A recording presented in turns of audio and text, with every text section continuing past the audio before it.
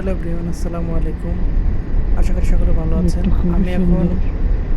আম, মাওয়া রোডে আছি। আমি সার্ভিস লেনে আছি। দেখেন কত সুন্দর লাগছে।